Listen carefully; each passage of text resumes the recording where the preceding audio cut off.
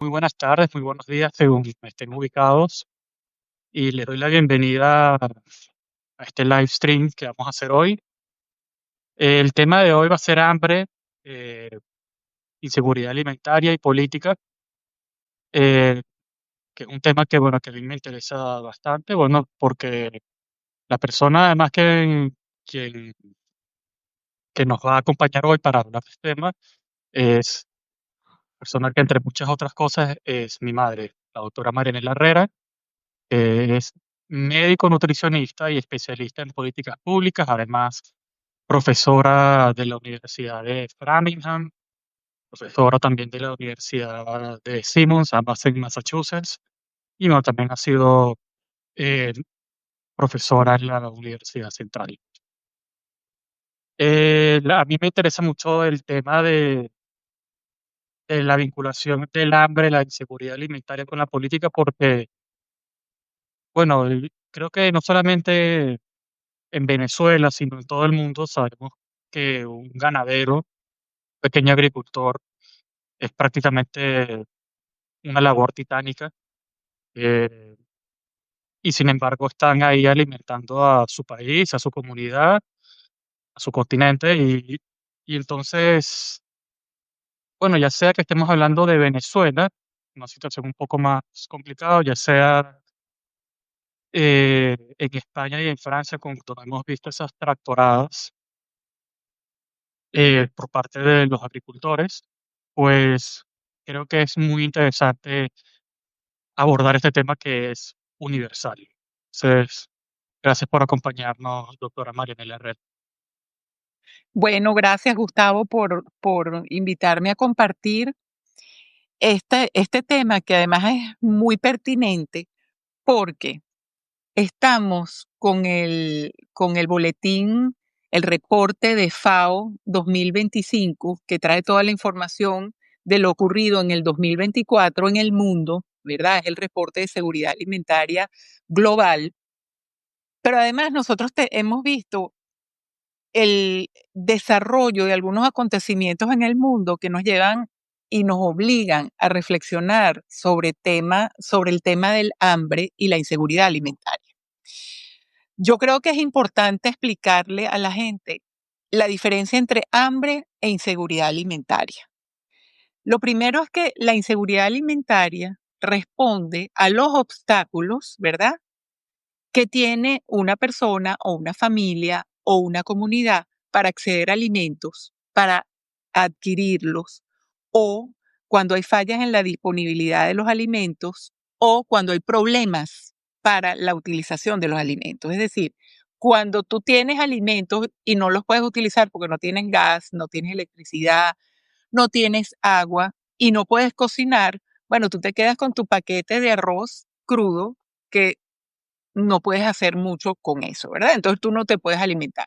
Y tú puedes tener dinero, pero si no hay nada que comprar en el supermercado, caso, por ejemplo, que ocurre muchas veces en las guerras, hay gente nosotros vemos la gente más desfavorecida y más desprotegida haciendo filas para obtener alimentos, pero resulta que es que si tuvieras dinero, tampoco podrías adquirir alimentos en un entorno como ese.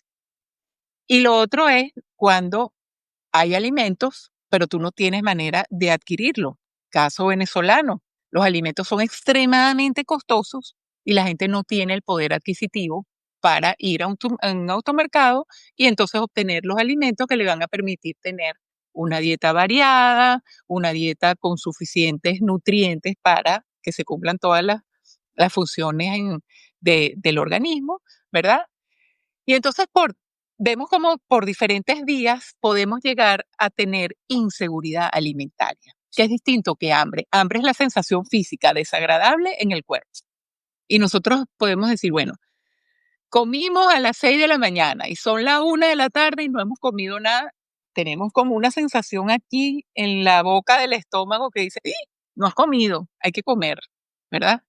Ahora, ¿qué pasa si eso se prolonga? Si tú no comes porque no puedes. Entonces ya pasamos a una situación más crónica y en casos más prolongados, entonces ya tú vas a ver cómo el cuerpo, sobre todo si son niños que están en periodo de crecimiento, no logran por ejemplo, alcanzar la estatura para el cual están programados, genéticamente programados. Entonces no alcanza la estatura, se quedan con talla baja y ocurre lo que llamamos un retardo del crecimiento por una adaptación a esa eh, circunstancia. Sí. A mí me parece bastante interesante la idea de que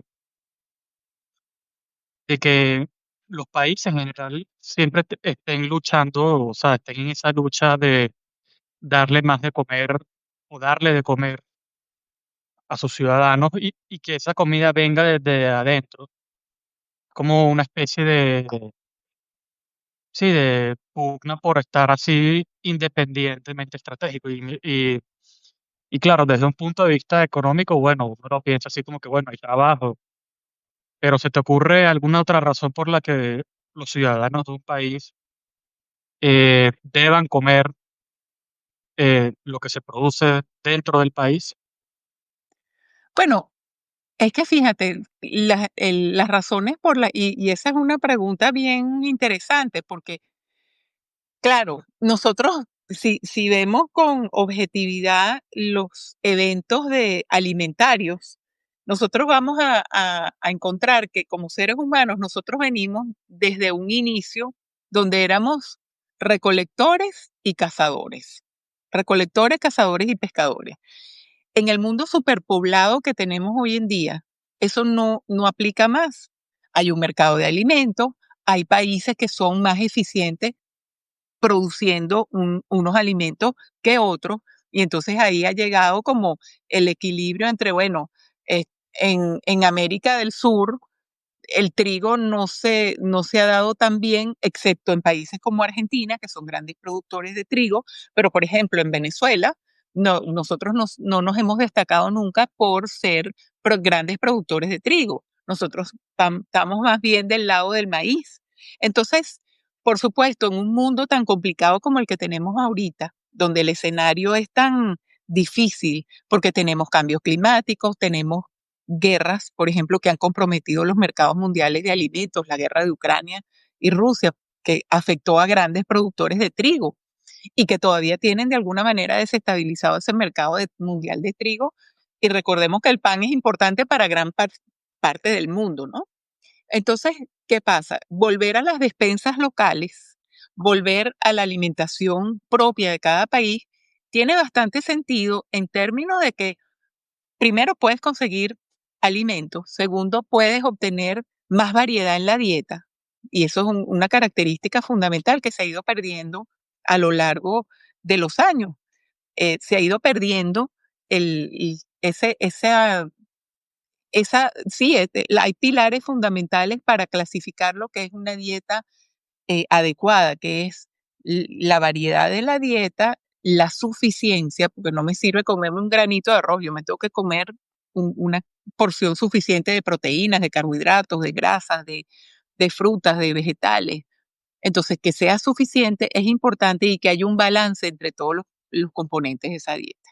Entonces, volver lo que tú planteas, porque una población debe alimentarse de lo que se produce localmente, tiene mucho sentido en tiempos donde nosotros no solamente que queremos que la gente se alimente mejor, sino que queremos darle acceso a alimentos adecuados a la población y queremos proteger el ambiente de manera sostenible, porque realmente estamos llegando a un punto donde no solamente la ganadería que emite que tiene la emisión de gases y deja la huella que sabemos todos y ya de eso se ha hablado muchísimo, pero parece que ahora el reto es también con la agricultura, cómo vencer esos grandes monocultivos y el daño que se hace al suelo.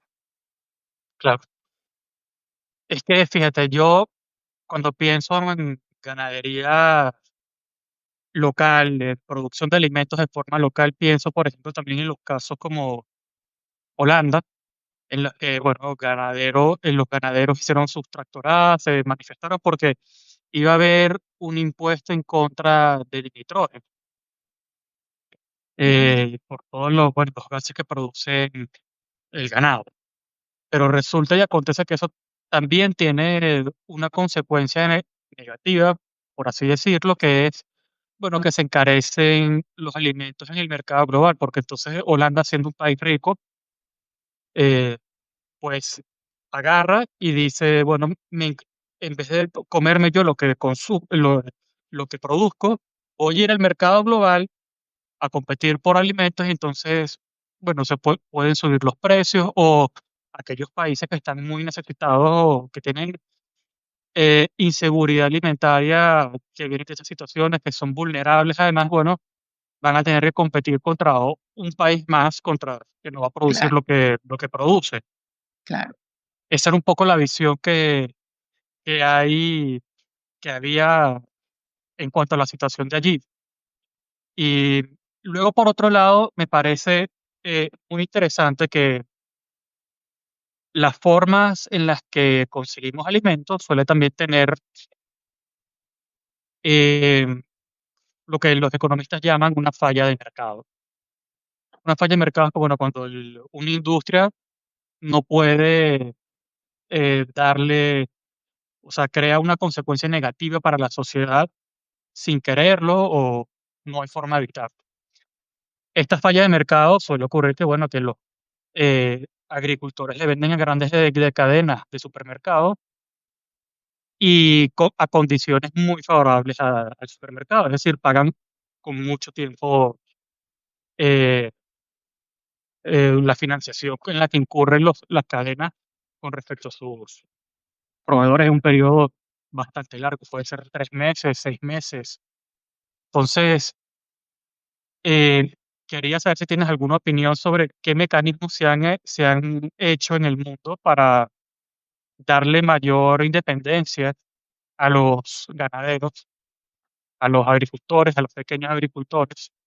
Y si tienes algún comentario al respecto de esta visión más global que te he propuesto de cómo los países abordan su propia sostenibilidad, su propia política agropecuaria.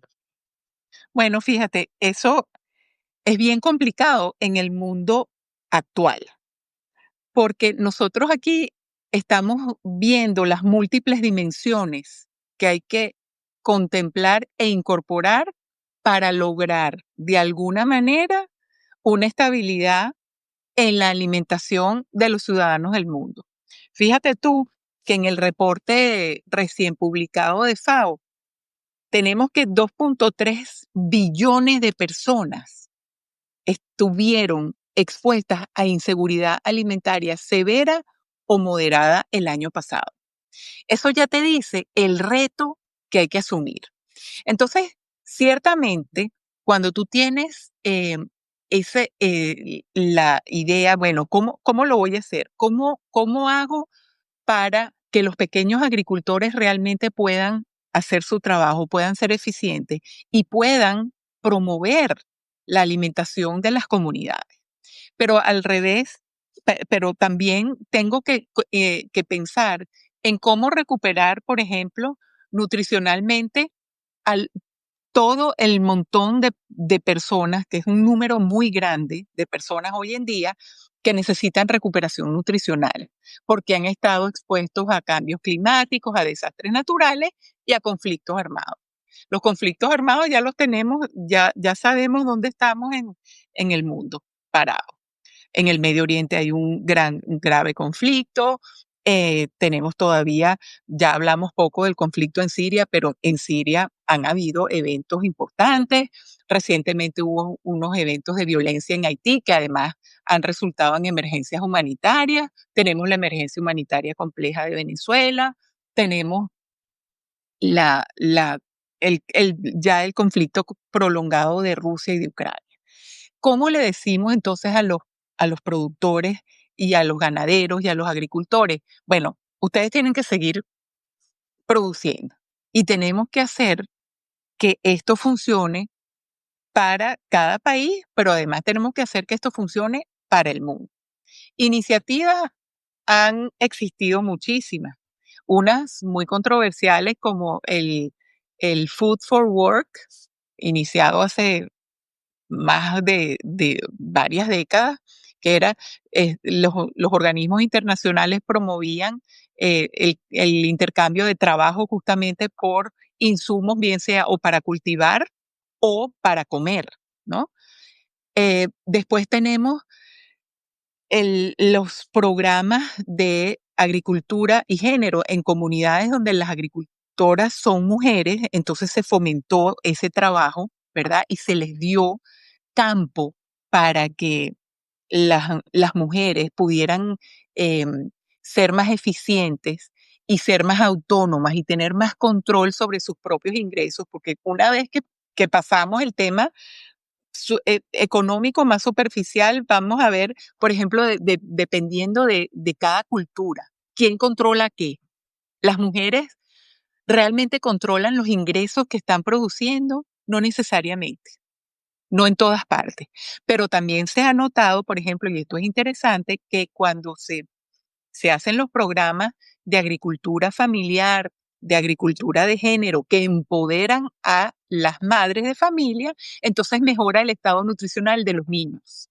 Y eso es importante, porque claro, si la madre es la que está produciendo y la que tiene el, asume el control del uso de los recursos familiares, entonces ahí tenemos unas ventajas importantes.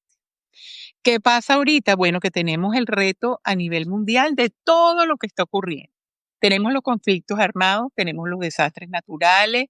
Aquí estoy viendo en el reporte cómo además las diferencias notables. Se habla, por ejemplo, de que el mundo progresó, pero ese progreso es relativo, porque lo que vemos es un progreso en averaje en la reducción de la gente que experimentó hambre, pero la inseguridad alimentaria, ya vemos, 2.3 millones de personas no es poca cosa para un mundo de 8 billones de personas. Entonces, estamos, estamos realmente en un momento bien eh, que nos obliga a la reflexión y que nos obliga a pensar en cuáles son las alternativas, cómo hacer para integrar los diversos aspectos, porque por ejemplo, cuando hablamos del África subsahariana y cuando vemos la región de África en este mismo reporte que habla de un progreso en promedio global, vemos que África ha incrementado la proporción de personas que experimentan hambre e inseguridad alimentaria. Entonces, realmente es muy retador el panorama que tenemos. Y además acabamos de pasar la pandemia que nos tuvo unos cuantos años bastante paralizados en términos de seguridad alimentaria y en términos de producción económica. Entonces, bueno, el reto es cómo hacer en todo esto, porque uno de los otros retos es la inflación, que en particular el rubro de los alimentos, y hace énfasis el reporte de FAO, eh, es uno de sus pilares a explorar y a discutir dentro del reporte, es el costo de los alimentos. ¿Quién puede acceder de verdad a una dieta sana, nutricionalmente adecuada y suficiente? Con respecto al África subsahariana, es que además, bueno, si te vas para África occidental, nos encontramos con que en varios rubros son líderes en la producción y en la exportación de determinados rubros agrícolas. Y ese es el café y el cacao. Que, y entonces, claro, nos encontramos con que, bueno, que sí, que tiene todo ese potencial, esa, y la capacidad además, la Ujú. capacidad de producir mucho, pero nos encontramos con que eso termina, bueno, en mercados externos. Entonces, hay también ahí como una especie de contradicción. Y una contradicción que también yo noto, bueno, también fue el caso venezolano con el tema Mercal, Correcto. porque si hablamos ahora de lo que tiene que hacer un gobierno para apoyar a su gente, Mercal en realidad estaba haciendo lo contrario, que era dando subsidios para traer alimentos de afuera. Y entonces, bueno, le estaba sencillamente le daba el dinero a algunos pocos empresarios.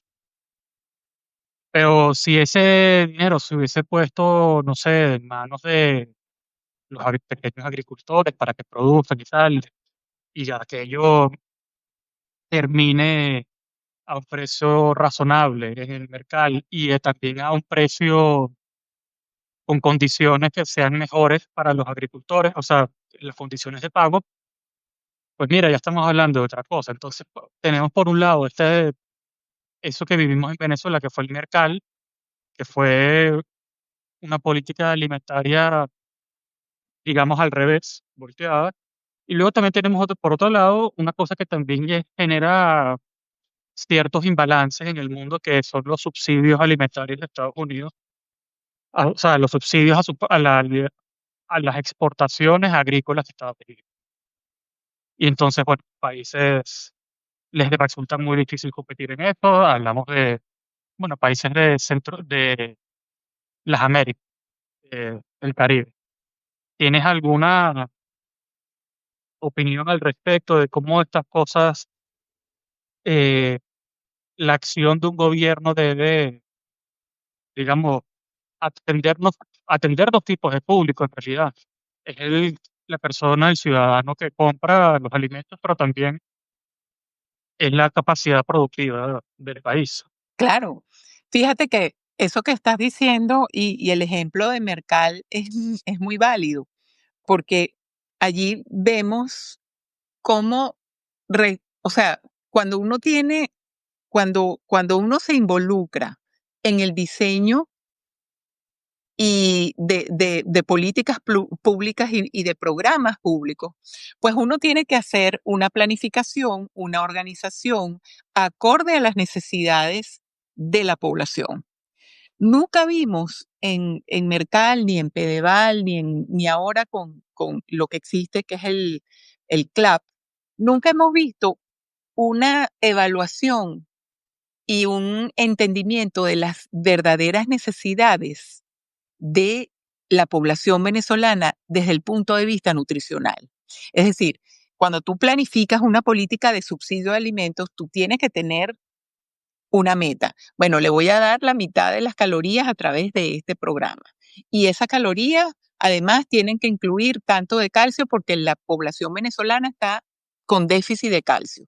Y además la población venezolana tiene déficit de consumo de hierro, ¿verdad? Y nosotros en el país sí tenemos ejemplos, por ejemplo, la harina de maíz precocida venezolana es una de harina de maíz fortificada con hierro, con vitaminas A y del complejo B que suplen las necesidades de la población venezolana.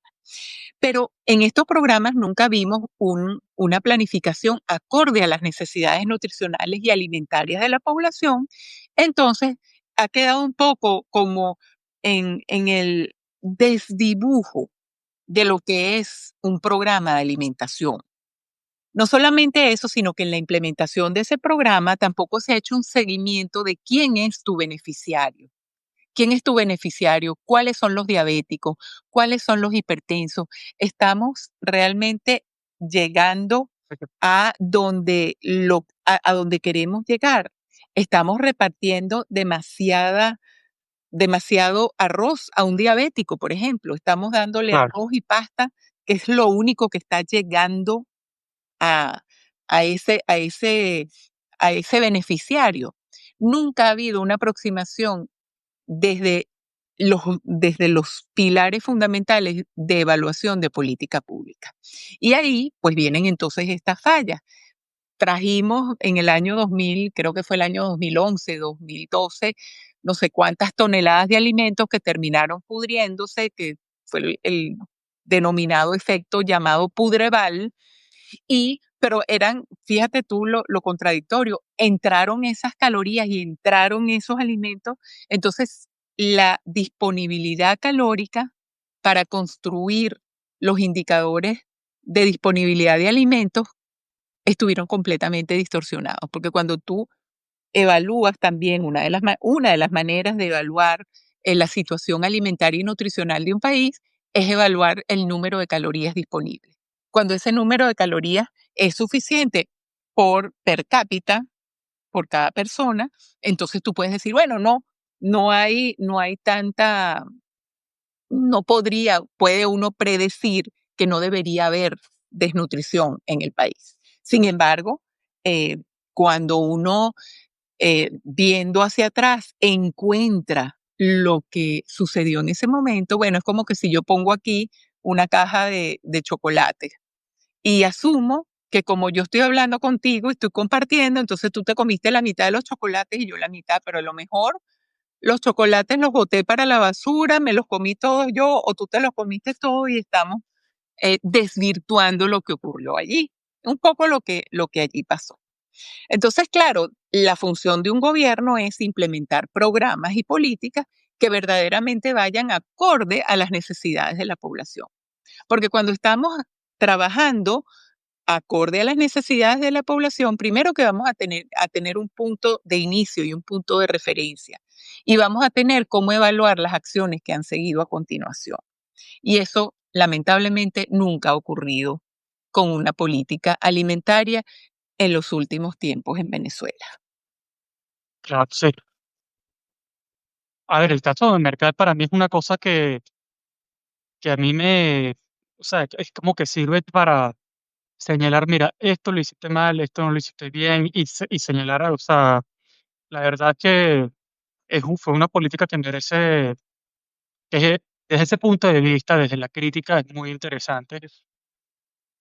Sí, Porque bueno, porque primordialmente lo conocemos como el supermercado, pero lo que tú nos estás comentando es que bueno, que hay otra parte que es, digamos, si son varios módulos, pues está el módulo de la venta minorista, luego está el módulo de la logística, por ejemplo. sí. Y ese módulo, pues, la verdad es que no se ha comentado tanto y pareciera que nos enredamos bastante por la cuestión de que, bueno, porque hay parte de esa logística que no va a depender de Venezuela. Se traen alimentos de afuera y luego una vez que pasa por ahí, pues tiene que pasar el control aduanero. Supongo que tiene que haber un tema burocrático para que se haga la transferencia a la persona que hizo la importación de eso. Entonces, bueno, para que la persona gane su dinero, el dinero que va a ganar. Entonces, pareciera que también hay una oportunidad de bueno, de crear emprendimientos, o sea, a pequeña escala con personas que, bueno, que tengan su moto, su camioneta, Claro. algo para trasladar los alimentos de comunidad en comunidad, según sea necesario. Y todo esto pasa, por supuesto, porque tienen que haber unas reformas, importantes ya a nivel más macro dentro de los países, porque fíjate aquí, igualmente, y vuelvo al reporte de FAO, en, en este reporte que se hace, eh, interesante cuando habla de la inflación en los precios de los alimentos, vemos como ellos específicamente hablan que estos números de inflacionarios para los alimentos van a estar de manera importante influenciados en los países que tienen hiperinflación y hacen mención específica de Sudán, Venezuela y Zimbabue.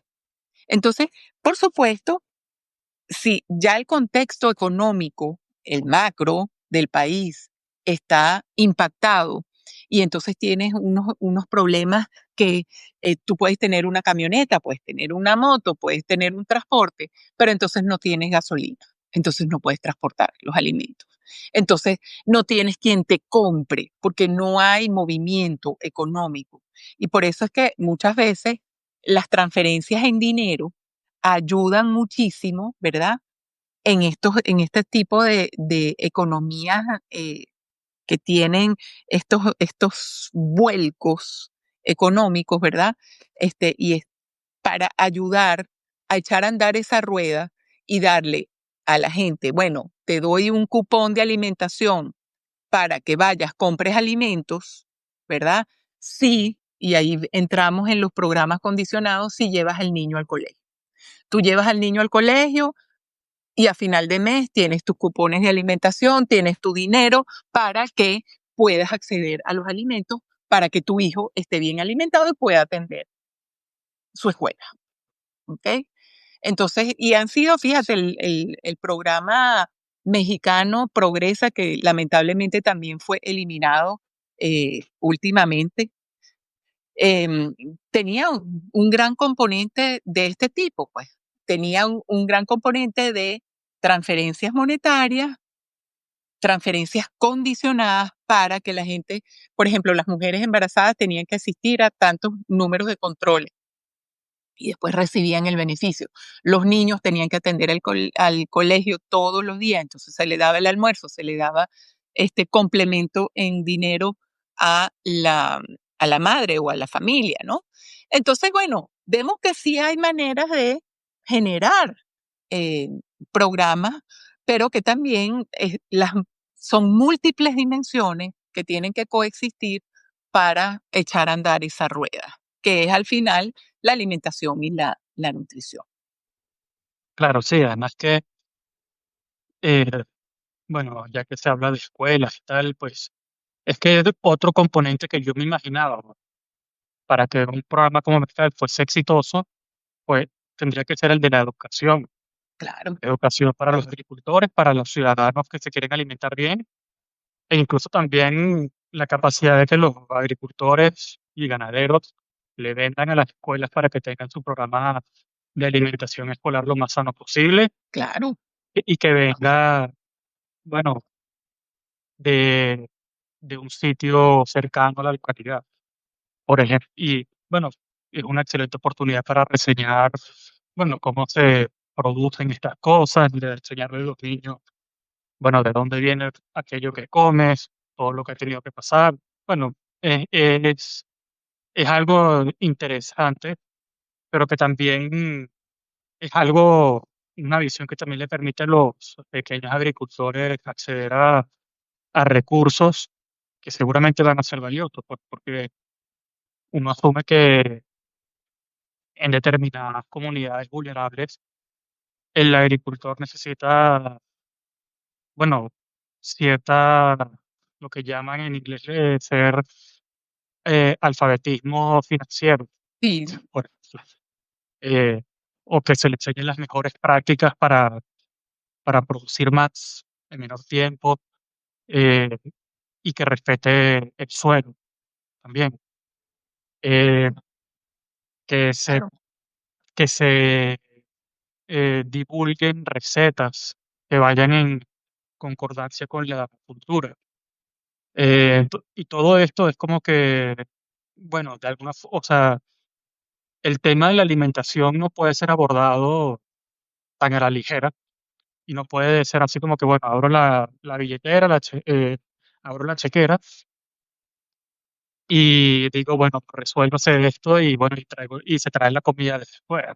Porque, bueno, suceden todas estas cosas que ya hemos dicho. O sea, hay que tener un buen parque eléctrico, hay que tener eh, las partes de los vehículos de transporte, hay que tener una ciudadanía con dinero para que pueda acceder a todo esto. claro, Hay con que poder tener adquisitivo, agricultores empoderados. O sea, no es poca cosa. O sea, el que quiera resolver esto, bueno, me quito el sombrero por esa persona. Pero claro, bueno, que se entienda que no hay que faltarle el respeto a este reto, al tamaño del reto, menospreciándolo. totalmente. Y fíjate que eso nos lleva, por ejemplo, a pensar, ¿cómo hacer para de verdad, para en algún momento tener un programa de calidad? ¿Verdad? ¿Cómo, cómo hacer? Bueno, y fíjate, y la experiencia la tenemos allí mismo en Venezuela. Fíjate que los programas de agricultura familiar del estado Miranda han sido muy exitosos. Hasta el día de hoy siguen funcionando. Tú ves esos mercados que están de frutas y vegetales por toda Caracas. Bueno, eso es y que te pesan eh, todo te lo dan por peso, independientemente de los distintos alimentos que tú puedas tomar. Los pesas todos y hay un costo por kilo y es mucho más amigable para hacer el pago. Promovemos el consumo de frutas y vegetales, tan importantes, por ejemplo. Entonces, fíjate que sí se puede, sí se puede. Y eso es el programa de agricultura familiar y el excedente lo puedes vender. ¿Entiendes? Entonces estás alimentando a tu familia, estás alimentando a tu comunidad y el excedente lo pones en venta. Entonces, hay muchas maneras de promover esto y no solamente, y hay que decirlo, pues hay que recuperar la producción y ahí está el reto. ¿Cómo hacer para que el mundo realmente llegue a una integración de las distintas dimensiones de la alimentación y de la nutrición para poder seguir avanzando? Ya nosotros no somos recolectores, cazadores ni pescadores. Tenemos un mundo que para el 2050 se espera que hayan 9 billones de personas.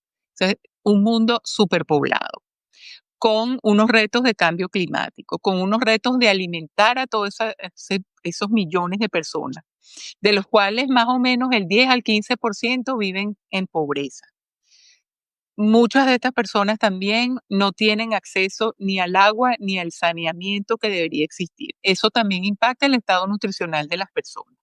Entonces, son muchos retos y estamos viendo, nuestra tarea ahora es empezar a pelar, vamos a decir, si lo vemos en términos como una cebolla, tenemos que empezar a pelar y a quitar las capas para llegar al centro de lo que debería ser la nueva reforma de los sistemas alimentarios, la nueva manera de alimentarse, no porque sea mejor o peor. A ver, las proteínas de origen animal, sí, tienen sus temas y yo entiendo que la dieta basada en plantas puede resultar una alternativa para los 9 billones de personas que van a vivir en el planeta, pero tenemos que estar conscientes de lo que vamos a sacrificar. A lo mejor el crecimiento lineal de los niños se va a ver impactado. Fíjate que una de las recomendaciones de UNICEF y de FAO y del mismo Programa Mundial de Alimentos también es ojo con los niños y no eliminar eh, las proteínas de origen animal. El huevo es una proteína maravillosa, por ejemplo, tiene una eh, composición óptima de proteínas es una proteína de alto valor biológico y que tiene unos nutrientes esenciales, tiene hierro, tiene colina, que es un nutriente muy particular y muy importante para el desarrollo del cerebro en etapas tempranas de la vida. Entonces, bueno, el reto de aquí de todos nosotros es empezar a construir este gran rompecabezas de la alimentación del mundo futuro con base en seguridad alimentaria, alimentación adecuada desde el punto de vista nutricional, que sea culturalmente adecuada y aceptada y que además sea sostenible. No es poca cosa, son unos retos importantes. Sí. Además que cuando uno habla de la inflación, de por qué las cosas están tan caras, bueno, no se está refiriendo a algo concreto. O sea, hay muy pocas cosas más importantes y que uno diga, mira, es que sí, o sea, casi siempre vas a estar pensando en lo que te vas a comer. O sea, todo está muy caro, sí, porque fui al supermercado a comprar y me encontré que todo estaba carísimo. Muy caro. Eh, Eso. Y eso impacta, son las necesidades básicas, o sea, es claro. decir, la necesidad de una vivienda, la necesidad de ropa, Ujú, la necesidad de comida. claro, Entonces, cuando uno atiende el tema de la inseguridad alimentaria, uno está contribuyendo a la economía real, por así decirlo, para, bueno, hacerle la vida más fácil a las personas. Es decir, el, el intercambio de un producto que sea tangible. Bueno, porque la gran mayoría de las economías desarrolladas están en los servicios. Y eso a veces, bueno, pero un servicio, no quiero meterme demasiado con la gente que presta servicios, porque los servicios pueden ser de educación también, o sea, claro. pero eh, es importante no perder de vista el efecto antiinflacionario que podría tener un enfoque bastante amplio de la seguridad alimentaria. Claro, claro, y eso pasa por el pensamiento y el reenfoque del sistema alimentario, eh, también con una perspectiva y enfoque de salud, porque la alimentación además es uno de los requisitos para estar saludable, ¿verdad? Una alimentación adecuada. Y eso que tú decías, que cuando tú llegas al automercado y te encuentras con que no puedes pagar lo que tú ibas a comprar, bueno, entonces al final, ¿qué pasa? Bueno, decides comprar alimentos más baratos, más ricos en calorías, que te van a calmar el hambre, pero que no son los alimentos más adecuados. O sea, lo comes una vez, no pasa nada, lo comes 3 veces al día, vas a tener un problema y por eso es que cada vez más estamos viendo, así como antes en el pasado veíamos a la desnutrición asociada a la pobreza, hoy en día también vemos obesidad y sobrepeso asociado a la pobreza, porque ya la gente alguna manera de alimentarse tiene, pero no logra alimentarse adecuadamente con una dieta nutricionalmente adecuada. Fíjate que aquí, in- eh, inclusive en este estoy buscando el dato de la gente que puede realmente comprar una dieta adecuada. Fíjate, aquí estoy viendo, sí, o sea, realmente aquí dice, en 2024 el costo de una dieta saludable fue, el más alto fue en Latinoamérica y el Caribe, imagínate, seguida por Asia, África, em, América del Norte y Europa. Es decir, alimentarse es más costoso en los países que más inseguridad alimentaria y hambre tienen que en los países desarrollados. Entonces, esto, bueno, vamos a tener que realizar eh, varios, varios foros como este para seguir discutiendo los factores y a medida, y es un trabajo en proceso, porque a medida que van saliendo factores, los vamos entendiendo y los vamos metiendo en este gran rompecabezas de la alimentación. O sea, es impresionante. eh, Porque además hay unos índices que se construyen para evaluar el costo y la accesibilidad de una dieta saludable, porque no es acceder a cualquier alimento, es acceder a una dieta saludable, ¿no? Y entonces allí es cuando vemos, y el dato que estaba buscando, ya lo vi, a nivel global se estima que un 31,9% de las personas, es decir, estamos hablando de 2,6 billones de personas, no pudieron acceder a una dieta saludable en 2024 comparado con 33,5% que eran 2,6 billones en 2022. Entonces, realmente vemos que a pesar de que hay un leve descenso, realmente 2,6 billones de personas sigue siendo mucho de gente que no puede acceder a alimentos saludables. Claro, sí, es, bueno, un problema no menor. Sí, Y, y además que, bueno, no solamente está la seguridad alimentaria de las personas, sino también, yo creo que esto también tiene que ver eh, con la articulación de políticas que incluyen a esos ganaderos. O sea, no en vano, por ejemplo, lo que hemos visto en Europa en los últimos años, si vamos a irnos años, porque, bueno, porque son un gremio que, bueno, como tiene esa falla de mercado en la que los supermercados, pues, tienen un poder de negociación muy, muy elevado con respecto a los pequeños agricultores. Y entonces, claro, le moviste una pequeña variable también a estos agricultores, que es que le vas a poner impuestos al nitrógeno. Y entonces yo dice, pero bueno, es que mejor cierro y me voy para otro lado. Y entonces, claro, eso a lo mejor los ciudadanos holandeses no lo van a ver inmediatamente, pero el mercado global de la comida se va a resentir, lo va a notar que todo país se vuelque a exportar, a importar claro. estas cosas. Bueno, y nos ha faltado hablar, pero eso ya sería tema para otro, porque eso es muy largo. Mm. El uso de los alimentos como estrategia y arma de control.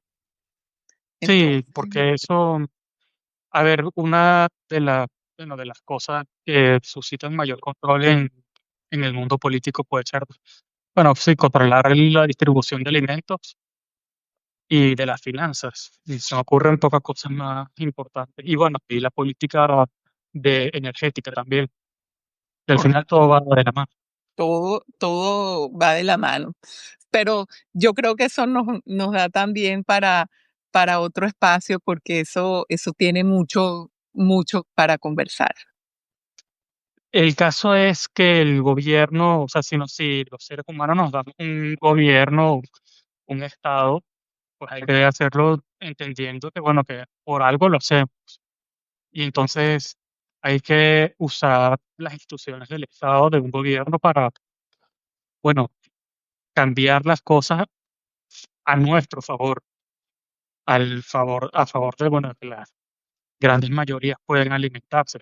Para eso se supone que nos damos un gobierno democrático o no democrático, pues porque si no es democrático igual tendrá su razón de ser, pues, pero eso es algo que me gustaría que se entienda, sobre todo para el tema de la alimentación, que es, la verdad que es muy apasionante porque,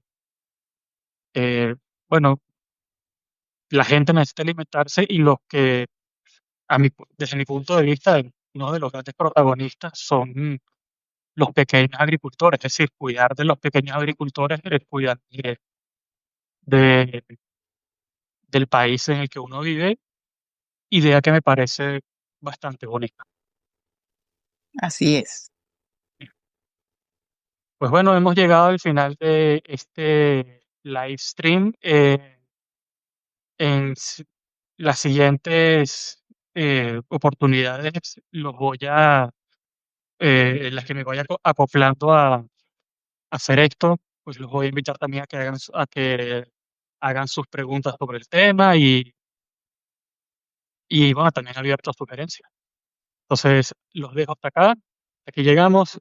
Nos vemos en la próxima. Muchas gracias por venir, Marinela. Chao.